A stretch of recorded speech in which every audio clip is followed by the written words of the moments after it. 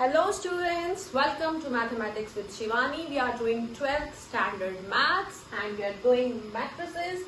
So far we have completed up to exercise 3.3 and अब हम करने वाले हैं exercise 3.4 which is to find the inverse of matrices by using elementary transformations. ठीक है, तो क्या होती हैं ये elementary transformation, क्या होता है inverse of a matrix and कैसे यूज करेंगे हम ये एलिमेंट्री ट्रांसफॉर्मेशंस को by using a super easy method. एक टेक्निक मैं आपको बताने वाली हूँ, so stick to it and हम इस कॉन्सेप्ट को आज पूरा का पूरा किल करने वाले हैं. ठीक है, देखिए एलिमेंट्री ट्रांसफॉर्मेशंस यूज करके आपको फाइंड करना है इनवर्स.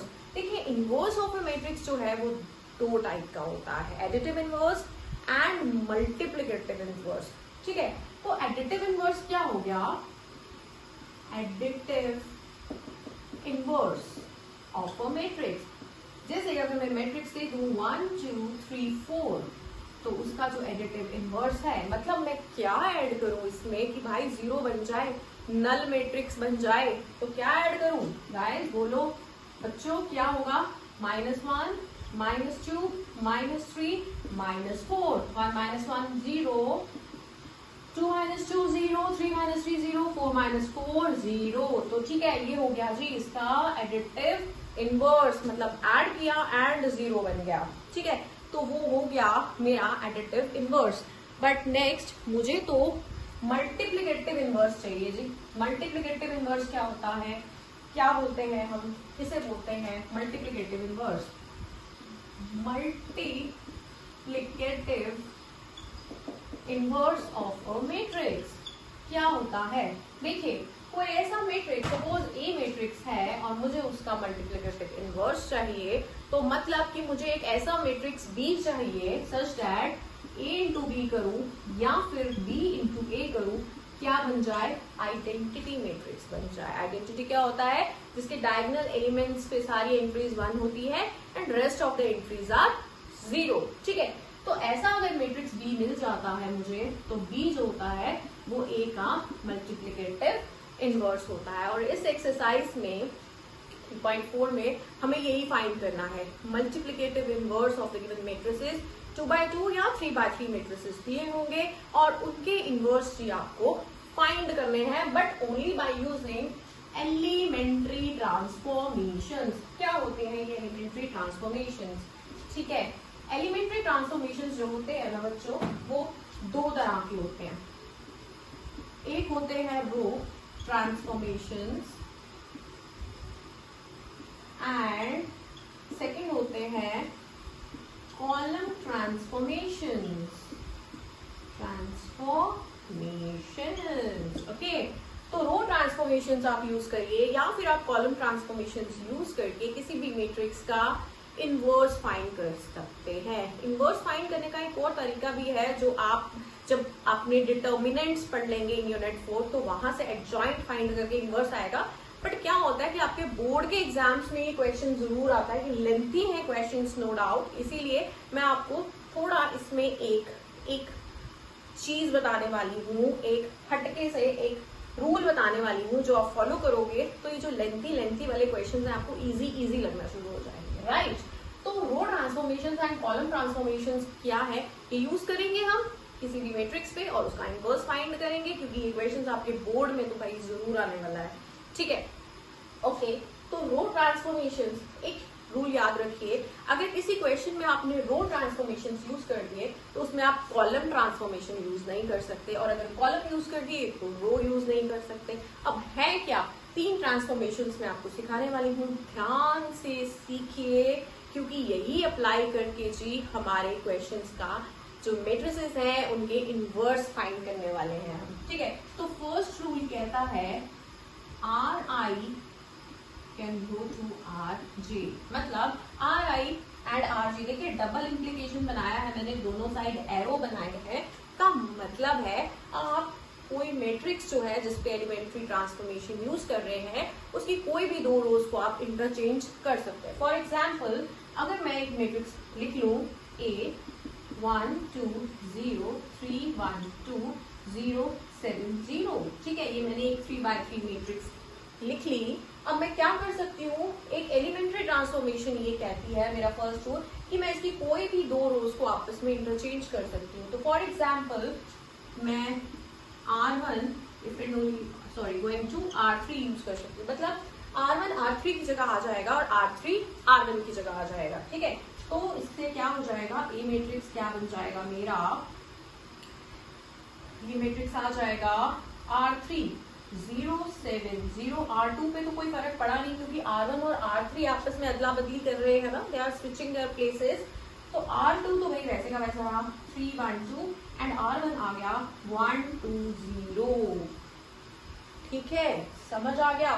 तो कोई भी दो रोज अपनी प्लेसेस इंटरचेंज कर सकते हैं। This was rule number 1। Now rule number 2 क्या कहता है, रूल नंबर 2 कहता है आप किसी भी रो को किसी स्केलर से मल्टीप्लाई कर सकते हो।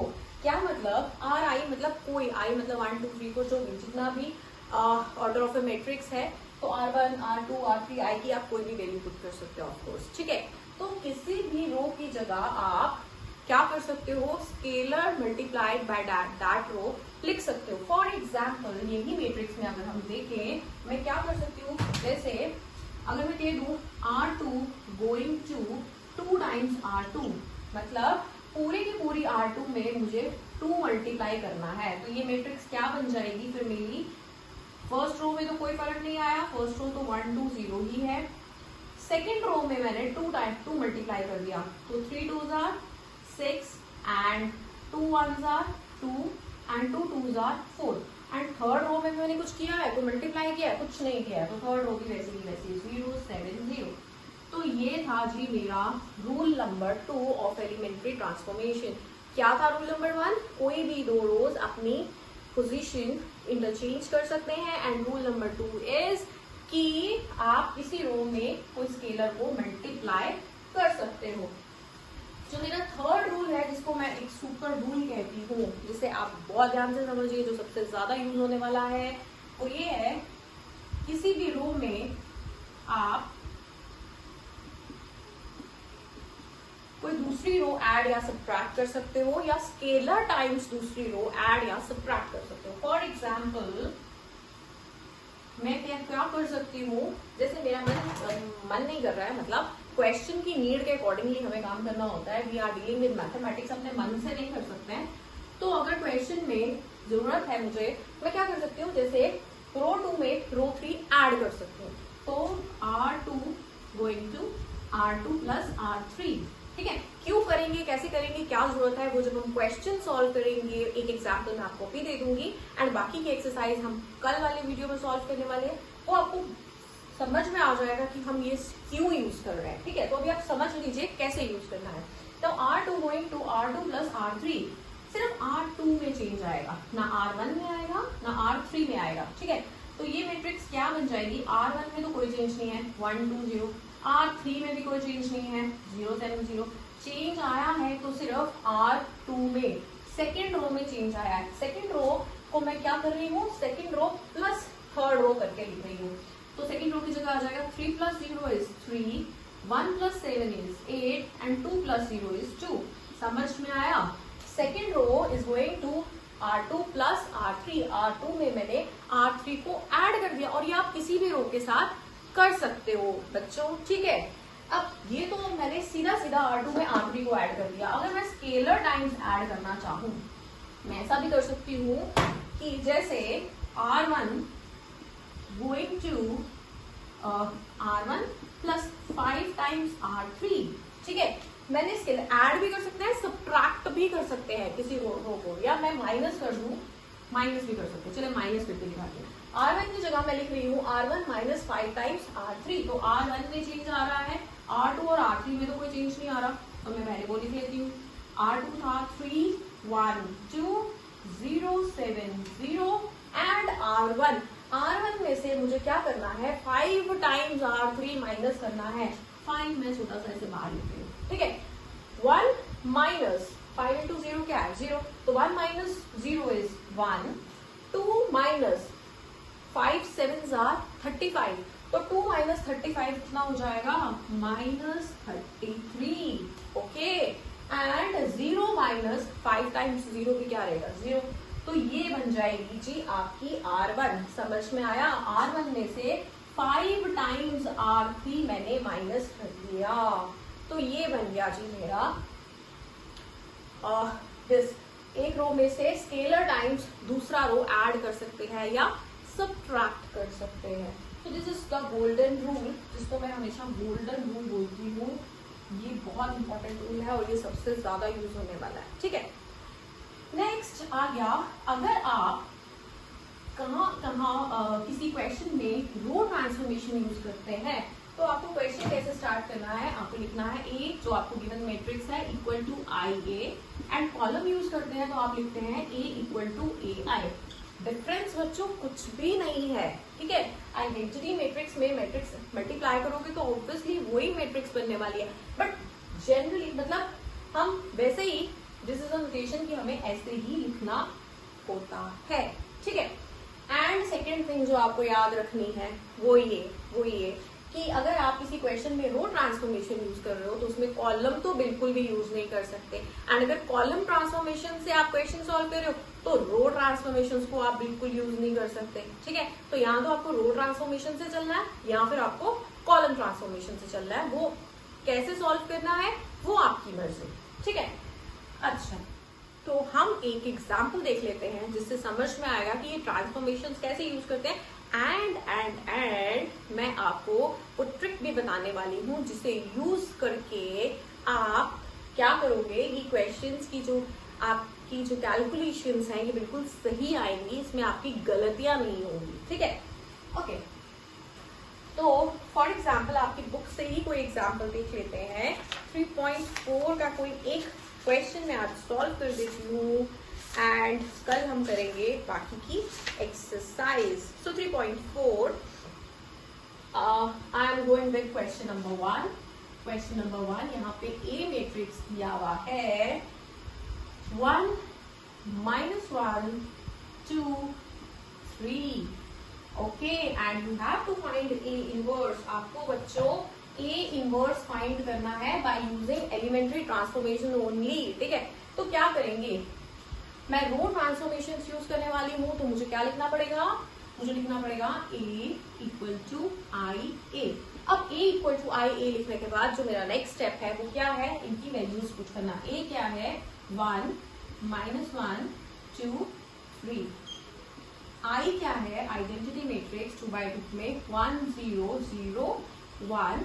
एंड ये वाला जो ए है ना बच्चों, इसकी हम कोई वैल्यू पुट नहीं करते, ये हमारे पास एक शो पीस है, हम इसको वैसे का वैसा उठा के यहाँ पे रख देंगे पूरे के पूरे क्वेश्चन में। अब क्वेश्चन टैकल कैसे करना है, हमारे क्वेश्चन का फाइनल मोटिव क्या है, एंड में बनना क्या चाहिए, क्या होगा, हम इन पे एलिमेंट्री ट्रांसफॉर्मेशंस लगाएंगे और एलिमेंट्री ट्रांसफॉर्मेशंस लगाने के बाद मुझे क्या चाहिए, क्या बनाना है मुझे, क्या मैं ऐसे ही लगाती जाऊँ एलिमेंट्री ट्रांसफॉर्मेशन जब तक मेरा मन करे, नो, मुझे एलिमेंट्री ट्रांसफॉर्मेशंस लगानी है और ये मैट्रिक्स को ट्रांसफॉर्मेशन लगा के क्या बना देना है, आइडेंटिटी मैट्रिक्स बना देना है।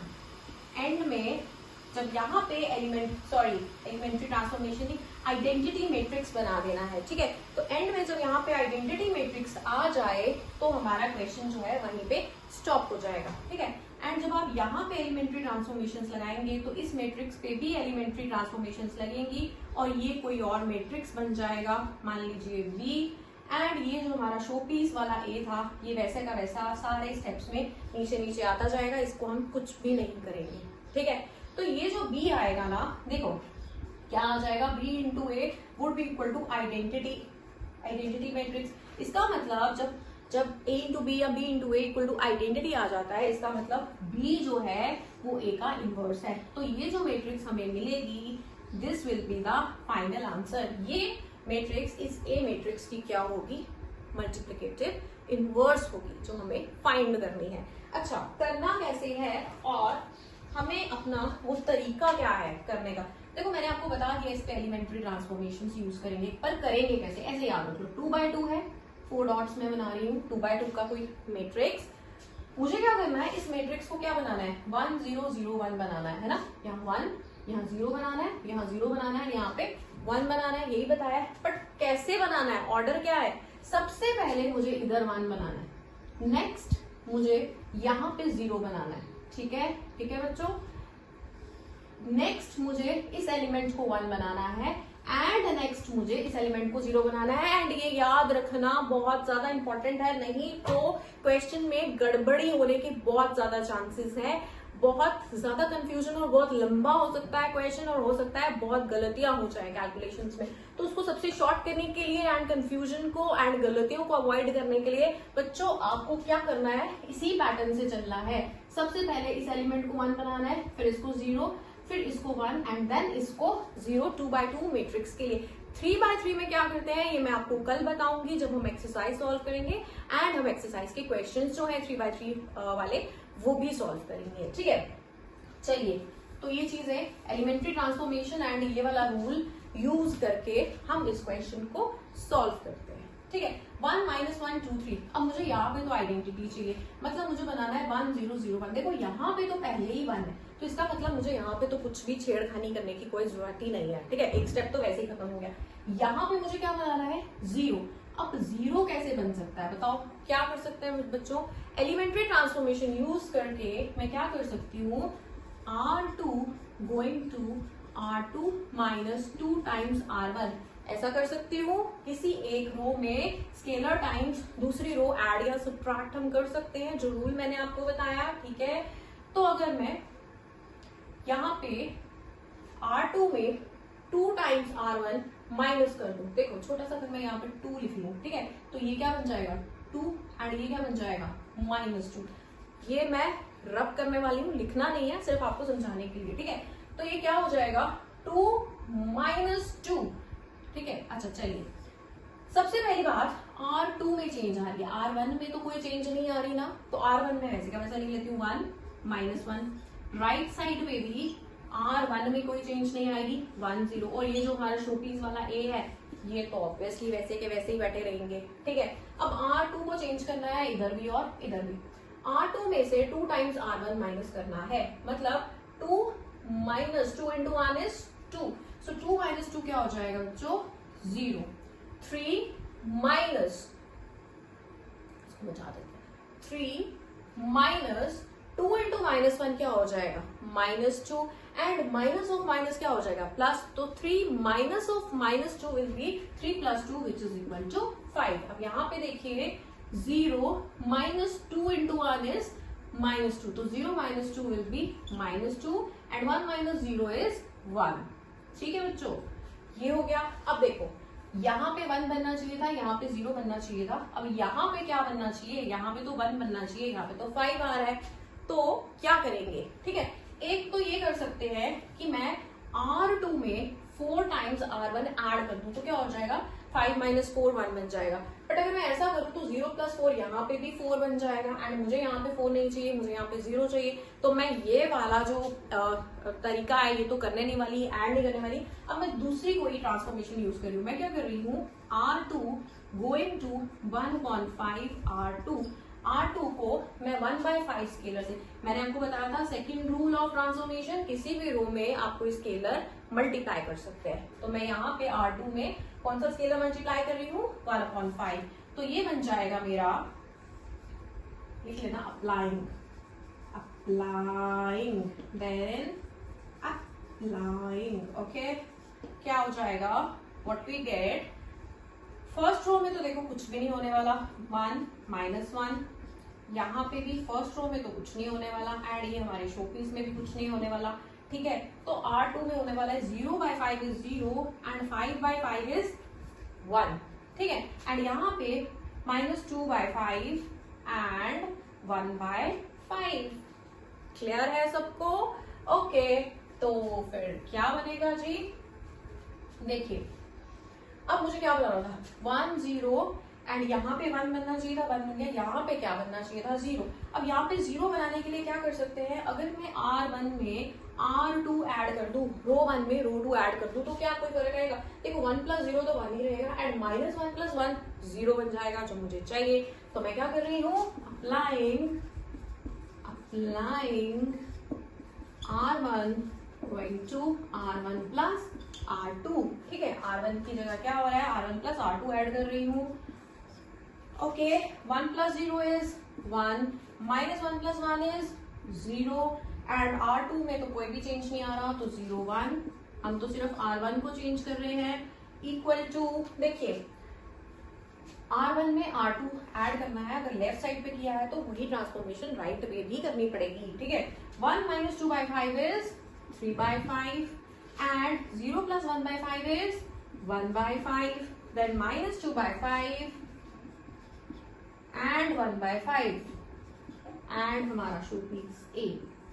अब देखो एंड में क्या मिल गया बच्चों आपको, आइडेंटिटी मैट्रिक्स, इसको सपोज मैं बोल देती हूँ B matrix into this A matrix, मतलब A और B मैट्रिक्स को मल्टीप्लाई करोगे तो आइडेंटिटी मैट्रिक्स बन रहा है, मतलब ये जो मैट्रिक्स B है ये वाला, ये हमारा इस मैट्रिक्स A का मल्टीप्लिकेटिव इनवर्स है, ठीक है। तो bye means of an example मैंने आपको ये बता दिया कि किस तरह से हम ये ट्रांसफॉर्मेशंस यूज करके किसी मैट्रिक्स का भी मल्टीप्लिकेटिव इनवर्स निकाल सकते हैं। Therefore, E inverse is equal to 3/5, 1/5, minus 2/5 and 1/5, ठीक है बच्चों। तो यहां तक था हमारा क्वेश्चन नंबर 1, जो मैंने एज एन एग्जाम्पल यूज किया है आप लोगों को कॉन्सेप्ट एक्सप्लेन करने के लिए। एंड अगर आपको मजा आया, अगर आपको समझ में आया है and you are ready to solve the first exercise to give, तो then give me thumbs up and subscribe to my channel Mathematics with Shivani। तब तक के लिए बाय बाय।